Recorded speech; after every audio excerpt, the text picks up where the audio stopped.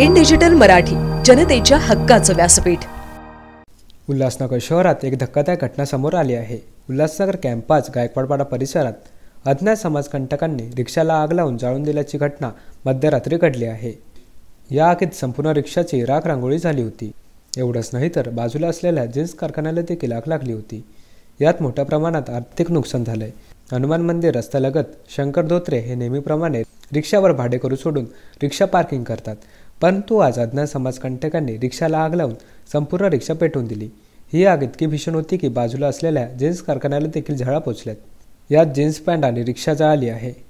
दरम्यान ही आग कोणी लावली व का लावण्यात आली याचा अधिक तपास शिवाजीनगर पोलीस करत आहेत.